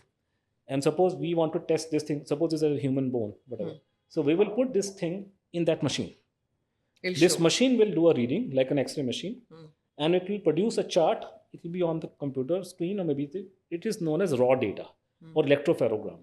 It is a reading of the electropherogram, which is known in common language as DNA test report. At least in those days, at least in 2003, 4 or afterwards. So you have to have like a chicken and egg situation. So chicken is the thing, the DNA report. Egg is from the report comes out. Okay. Now there's a very famous saying in Hindi कि वो ना रहेगा बांस ना बजेगी bansuri. They've destroyed that. You destroy electropherogram, you can't prove anything. So in this case, they have destroyed electropherogram. And when we asked them under the RTI, they give us different stories all the time. The first time we asked them, the first RTI, they say it's confidential, can't be given. What confidential? Gumnami Baba is not Netaji. Everybody, all the intelligent, well-read men of Calcutta tell me that he was not Subhash Bose. It's not possible. So when all these wise people say he was not Netaji, then what is confidential about it? Exactly. So there's a second time we told them, they said that it is not available. And third time they say it's national security. Oh, okay. So it's a bit complicated. Yeah. So unfortunately for us, by the time we came to that debate, the COVID happened. So some of the story couldn't be taken forward. So this is how it goes. So in this book, we have made our case with regard to the files released by Modi government. And very, very interestingly and rather very importantly, in 2017, Modi government made a statement that the stand that Netaji died in a plane crash was taken by the cabinet of previous government in 2006. And we would be open to new inputs. Achha. So our book is that input. We have gone through with a fine tooth comb the entire, all the files that you have released, not only what you have released, what they release and what has been released by different countries. For example, Taiwan. So we have compared. These are the records of 1970 vintage from the Indian side. Now this is a record coming from the Taiwanese side of the same Netaji issue. Here people are lying through their teeth. These are all scums. I'm sorry to use this word. They are crooked people whose sole objective is to somehow not, is to prove what Nehru is saying is correctful. These people have no eggs to grind, no tell you lies. So they are being truthful. That the government of India is not keen about this issue. They're only doing because of public pressure. They are not interested in this case. So we have covered. So we have got the American record, the Taiwanese records, compared them, and we have reached a conclusion, and we have demonstrated, of course, in word by word, line by line, showing documents, that the 2006 decision of Government of India was motivated by politics. Okay. In other country, or even in this country, had it not been Subhash Chandra Bose, had it been some urban Naxal, hell would have broken loose by now. This is our misfortune, that because Netaji does not have that kind of a ecosystem. Each and every icon in our country has got an ecosystem, like some caste, community, a political party. You utter a single word against Shivaji. So if he does not have that kind of support today, why is it such a long drawn, because elaborate effort to hide it? People are interested everywhere. I mean, so for example, I go as I give example. I mean, less people think I'm contradicting myself. You go to any city anywhere in the world, wherever Indians are, they will listen to you for hours and hours. But unfortunately, they're not in one place and they're not politicians. Okay. So suppose if I had all the people sitting in one state of one committee backing us full time, we would have rattled the North Block by now. So you think if once the truth comes out, it will solidify support for him? Yeah, you have to have a solid support. I mean, unless until you have people sitting. So that's what the system has been trying to prevent. The system is like the system. I mean, the system has much on stake. Much on stake. You think? Yes. It has on stake, for example, the first victim of it. I mean, there are multiple. I mean, there's a very complex. Would be the first person who lied. The first, the what system or you call the Indian version of deep state, as you will. This is the ecosystem here. It's not a deep state, but it's ecosystem. the ecosystem here, I mean, by ecosystem I mean the people in the high positions, bureaucrats and top level people, they do not want the truth to come out because it would unsettle the the narrative of government of India that the de di hame azadi bina khadak bina dhal. So this will go, this will tumble if this happens. And there's so much riding on it, this particular narrative, and this narrative is sellable in West, especially in America and other countries. So they do not want to upset it. You bring it out, this narrative will go. Yeah. And this narrative is sellable in America, it's sellable in UK, and everybody you can palatable to everyone. Palatable. In fact, they all want their children to be settled in those countries. All of them. And now there's a new problem has happened. I wonder if you noted this thing. अब तो लोगों के दिमाग में ये हो गया है कि अगर जॉइंट सेक्रेटरी की ग्रैंड डॉटर अमेरिका की वाइस प्रेसिडेंट बन सकती है तो मैंने क्या पाप किया. इतने सारे बन गए वहाँ पे, तो हम लोग भी यहाँ इलेक्शन लड़ने के बाद थर्ड वर्ल्ड कंट्री में क्यों वहाँ जाकर इलेक्शन लड़े. तो यहाँ पे ये इनका जमात का ये असर हो गया और ये इतना ज़्यादा वेस्ट सेंट्रिक हो गए हैं. I can't tell you, and especially it is more evident in the armed forces. कि even today they look at the INA from the British point of view. Okay. So troublemakers. Troublemakers, they were rebels, and no chief of the army has ever gone and saluted the Netaji Memorial INA. They will dutifully go and salute all these Angrez in that same part of the world. They have no qualms, and they are openly and they brag about people in the forces openly brag about being lackeys of the British. We went and fought for them in Africa. You didn't fight; they fought. You were basically cannon fodder. Soldiers, yeah. You were not even cannon fodders. And then they say, no, we also should be given space. The Americans made a movie on Second World War. I forgot the name of a very famous movie which got some Oscars also. Duncan, I believe. Duncan, what movie was it? He said, Indians, you were not soldiers. What do you mean? The Americans fought for their country. The Japanese fought for their country. The British soldiers, so they respect. They deserve respect. Even a Pakistani soldier deserves respect. You guys were there to defend the British Raj. You are not soldiers. You are mercenaries. So don't try to confuse these two things. So what happens? This entire Jamaat has X to grind. They want to continue with this narrative because this narrative has two advantages. Of course, A, is sellable in the West. Yeah. It is sellable because it shows the British and by definition white people in good light. Yeah. And they have an inborn desire that after me, my family should also immigrate to those countries. So this, unfortunately, very crude way I'm telling you, this is what it is. So you tell the truth about Netaji, Gandhi brand is gone. So this is a big hassle for government of India. They don't want to discuss it. And my second question would be, why did he, if everything is true, as you're saying, why did he stay incognito for so long? Maybe perhaps in future we'll do a proper session on this thing. I would like the issue to be discussed because what has been happening for the last we have been discussing is all going in other steps. We are trying. We need more episodes. We need time because we are trying. So we can go timeline wise. We are all trying to somehow fix in this room. Whatever happened last 80, 90 years. Exactly. And believe me, I have not even touched the tip of the iceberg because in order to give a specific examples. For example, when I make my presentations, now I ask people today, who you think Bholanath Malik was? So people do not know who was Bholanath Malik. So unless until you know who was B.N. Malik, he was IB chief for 16 years, you will not understand what we have written about him, what he was, what he did, or what transpired when he appeared before the commission. So we have to make people aware, and then so it takes time. So we have to somehow squeeze in everything in a half an hour. So in a nutshell, in this case, the why government is not doing it, the reasons are different for different, reasons within 40s were different probably. Regarding 40s, I must tell you, there was a gentleman who was a CPM member, but he supported Netaji. I can say because it is on record. The similar things have been said in other places, but they're not record because I'll be very clear. Whatever I'm saying, I might sound like I'm rambling, but everything I'm saying is all a matter of record. That's why nobody has touched me for all these years.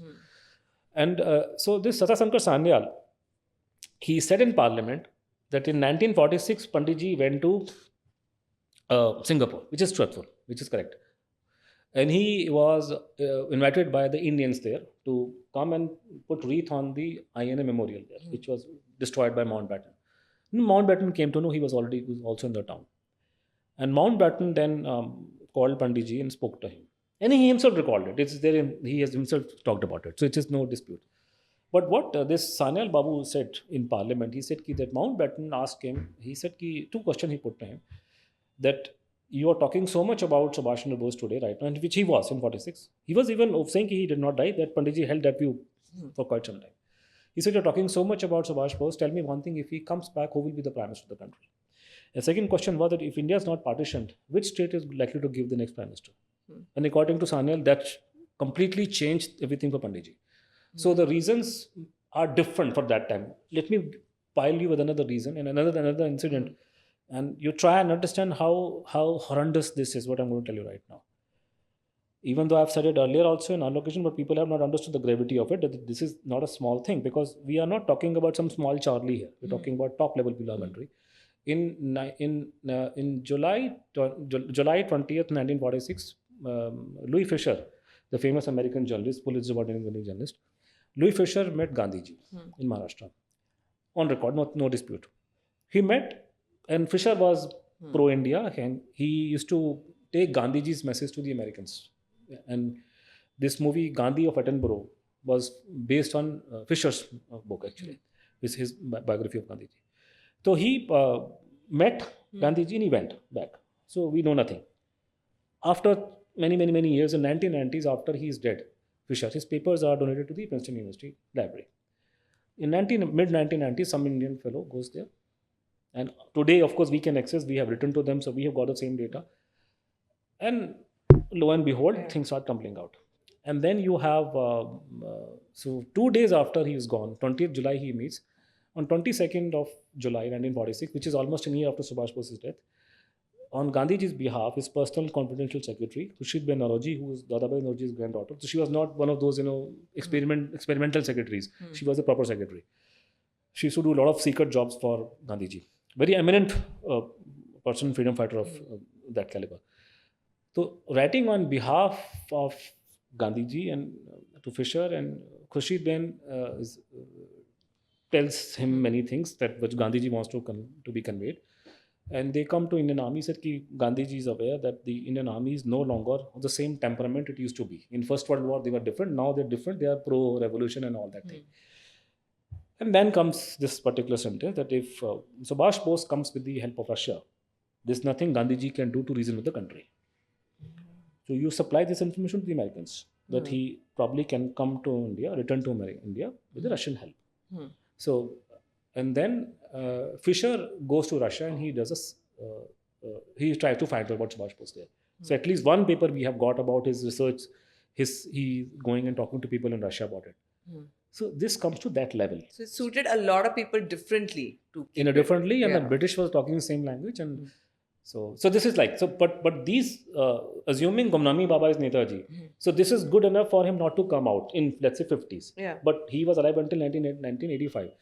So now please understand that first of all, people say that Netaji, most of us have to understand, we in general sense when we talk to each other, we say Second World War, 71 war and 65 war. But we don't know the exact we do not know that the 65 war and 71 war are like a school picnic compared to Second World War in the scale of scheme. No, we are a very small third world countries fighting with each other. You cannot compare with Germans and Americans fighting with each other at all. So we are nowhere in the picture. I mean, if you compare, it's the most devastating thing that has happened to humankind, Second World War. That's true. Anybody and everybody with whom Subhash Bose had a connection in Second World War, they either died before the war came to a close, committed suicide, or they were hanged as a Class A war criminal. No person of the Axis bloc had any space in the New World Order. A man, Subhash Bose, who has a link with those guys, he cannot come to India and he say, my name is Netaji Subhas Chandra Bose, I was there. He wouldn't be allowed to exist by these people. You couldn't tolerate.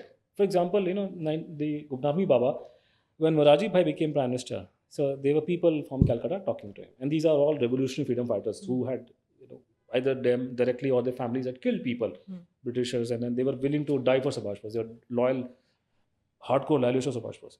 So the question was put to him, why doesn't this government ask you to come out and take your rightful place? So he said, if I came out, a lot of innocents will die. So it's not a joke. No? Netaji Subhas Chandra Bose is alive in, let's say, 80s and he wants to come out. You think everybody will welcome him? People sitting in Calcutta, those who used to call him Tojor Kukur, Tojor Kutta, you think they will like he comes out? The Gandhi supporter who did what they did in 84 in Delhi, do you think they will be very happy to see him in our midst? So when he comes out, there will be friction, there will be problem. So he would say, he said, my coming out is not in India's national interest. You think a Baba can talk like that? My coming out is not in India's national interest. People of country would suffer if my location disclosed. There would be sanctions on us, on our country to hand me over to them. People will resist. Let me be here, I'm working for the country. But my coming out will not serve any public interest. So this is very unlikely for Baba to talk like this. So this is in a nutshell. Yeah. And then you have to thereafter you have to get into the issue and then see what he was saying, what he did after reaching Russia. I mean, that's a very difficult thing for me to discuss about the role he played during the Cold War, according to him. What he did in Cambodia, what he did in Laos, what he did in Vietnam. So it's very difficult for me to try and talk about the Vietnam War in UP if I go for a lecture. They won't understand what it is. Yeah. So the kind of fantastic stuff the Gonami Baba has talked about, that what he did there. So my coming out is not in India's national interest. He said, I'm being searched for by the intelligence agencies of the world. This is the only place I can hide. So it's a very complicated, very distinct. Yeah. But what I say, you leave to the side for the timing. The main problem is the situation that we are in, the plain car story. This book, The Bose Reception, will give you very clear idea from what the game has been played out. And I think about time we held the government accountable for it. And we have a golden chance. We have, for the first time in history, a government in Calcutta, which is not hostile. Didi openly has said that she does not support the plain car story and we should talk to Russians. We have a very cooperative Prime Minister and the Home Minister. If we cannot get this thing done now, we won't be able to do it in future also. So I would, request people read the book and let's hope we can understand, because it is very difficult Obviously. to have a discussion like this thing. And we would love to have you back, actually. I would be very happy. It's a very Yeah. freewheeling kind of discussion, Yeah. because I can only throw certain points, and believe me, Of there's a lot of course. stuff in it. Yeah. But the book is available, and the Penguin Random House is not a small publishing house. They must have thought before publishing it. The editors must have seen. People are asking me this question these days. भाई आपकी किताब छाप दिया उन्होंने, वो किताब आई है करके, तो आप तो ये लिख रहे हो. तो मैंने कहा, आपको लगता है कि जो पेंगुइन रैंडम हाउस के एडिटर हैं वो उनके पास भगवान ने दिमाग नहीं दिया? आपको पता कौन लोग हैं वो जिन्होंने हमारी किताबें क्लियर करी हैं, एडिटिंग करी है? आपको लगता है कि उनके पास लीगल सेल नहीं है क्या? उनको नहीं पता क्या हो रहा है? So everything has been seen through. Whatever we have written is gospel truth. आपको वो कॉन्टेस्ट करना है, आप कर लीजिए. You can most welcome to criticise me on factual point of view. पर ये बातें मत बोलो कि कंस्पिरेसी थ्योरिस्ट है, आरएसएस का एजेंट है, ऑल दैट. उसको छोड़िए, दैट इज नॉट रेलिवेंट. और ये एक और जुमला जो आजकल हमारा बहुत ये हो गया है, एक कहानी है. I must tell you this thing. हमारे रामायण में कहानी है कि वो बाली किसी के सामने आ जाएगा, उसकी आधी ताकत निकल जाती है. भगवान राम ने उसको पीछे, पेड़ के पीछे जाकर उसको तीर मारी थी, क्योंकि बाली सामने कि आपकी पावर खत्म हो जाएगी, आधी जो निकल जाती है. हमारी कंट्री में ये किसी को बोल दो कि ये भाई आपका हार्वर्ड अमेरिका से पढ़ के आया, अमेरिकन यूनिवर्सिटी से, शोकाता बोस, नेताजी इज रिलेटिव, और बड़ी अच्छी अंग्रेजी बोलता है. वो सुन के आधे लोग की हवा खिसक जाती है सुनकर कि यार तो अमेरिका से आया, हार्वर्ड में है, कल को मुझे बच्चे डालने अपने वहाँ पे करके. Don't get impressed by just because somebody speaking in good, specially in English. Eloquence is fine. Then you can be a good speaker, that's fine. But to be able to speak, I mean, I can't speak. I'm a Delhi wala aadmi. My bapu was a clerk when I was born. So obviously I can't have an American accent to speak. You just go by the data. Don't go by this शोशेबाजी कि मैं Harvard university का professor हूँ, मैंने तो ये क्या वो क्या. किताब में लिखा, बाबू क्या लिखा तू नहीं बता. कुछ नहीं लिखा किताब के अंदर. किताब में पहले ये देखो कि तुम्हारा बाप कौन सी पार्टी में था, तुम्हारी माँ कौन सी पार्टी में थी, ये बताओ पहले, और आपने क्या हरकतें करी हैं किताब में लिखी हम लोगों ने. ठीक है ना. तो उसमें ये लोगों को, people need to come out of this matrix. Don't things are not what they seem. कि just because a person is appearing to be very credible because he is able to speak in fantastic English and with specially with American accent. No, I am sorry, not everybody in Harvard is a saint. So people have gone. It has become a problem with the media, for example, with us, because we tend to go by a big name. A person is very well known and is very very flashy. तो थोड़ा सा out निकले, किताब पढ़े. किताब पढ़ के अगर आपको लगता है कि हमने कोई गलत बोला है, तो most welcome to challenge the fact and abuse me. I am very open for any critical debate and all that. But don't I don't want to listen to it, I have not time for it, what is the purpose of it, क्या होगा. Then I can apply the same standard in everything else in life, ना. Because if there is no purpose of getting truth about Netaji, then why bother about anything else in the world. See, अब वो लोगों ने बोला ना कि वो वापस तो आएंगे नहीं. ये लोगों ने बोला कि what is the purpose of doing this thing. ही तो जिंदा तो होगा नहीं, जिंदा तो कोई भी नहीं होगा. तो सारे मर्डर का केस सेटल कर दो आप लोग. फिर आधे लोग मुझे कह रहे हैं कि हिस्ट्री करने का फायदा क्या, अभी तो जो चीज़ खत्म होगी तो खत्म होगी. भी आपके पूरे डिपार्टमेंट किस लिए खोल रखे हैं आप लोगों ने? What Akbar did, what he did और she did, how do I care? People have forgotten Covid now and you are talking about what happened in the time of Babar. So then nothing then close everything. Then why pick only Subhash Bose? जब आप ये argument दे रहे हैं कलकत्ता के अखबारों में कि बहुत पैसा खर्च हो रहा है उसके ऊपर, नेताजी की डेथ के ऊपर, तो आप कभी दिल्ली में आइए, मैं आपको यहाँ ले जाऊँगा, आपको यहाँ पे ये बापू घाट का नाम क्या, ये जो गांधी की समाधि जहाँ पर हाँ है, जी। आप यहाँ पर आइए। गांधी जी पूरी जिंदगी भर गरीबों के उत्थान की बात करते थे। हमारे साथ नेता जो है शांति और गरीबों के, उनकी लाइफ डेडिकेट है उसके ऊपर। दिल्ली के अंदर आप किसी सड़ी सी जगह पे जाओगे तो आजकल फ्लैट की वैल्यू 1 करोड़ रुपए की है। वहाँ अरबों रुपए की ज़मीन आप लोगों ने, आपने ऐसे गार्डन बना रखे हैं वहाँ पे जाकर के। और होता क्या है, लड़के लड़कियाँ डेटिंग करने जाते हैं वहाँ पे, ये हालत है वहाँ पे। तो पॉइंट ये है कि अगर आपने पैसा बचाना है, मैं आपको बहुत बता दूंगा पैसे बचाने के तरीके। नेताजी की इंक्वायरी में कोई पैसा नहीं खर्च होने वाला, और हम तो पब्लिक को प्रपोजल कर देंगे, पब्लिक से पैसा वसूल लीजिए। अगर आपको पैसा नहीं खर्च करना, आप पैसा पब्लिक से ले लीजिए उड़ा के। सो ये जुमलों से बाहर आइए and be practical. You want to count, but please read the book and then abuse. So that is how what I would say. No, don't. Thank you, Thank you very Anuj. much. Thank you so much. And yes, do read the book and let us know what you thought of the podcast. And if you have any questions, you can directly tweet at Anuj. If you liked the episode, do not forget to like, share, and subscribe. And keep watching the Statesman Talk.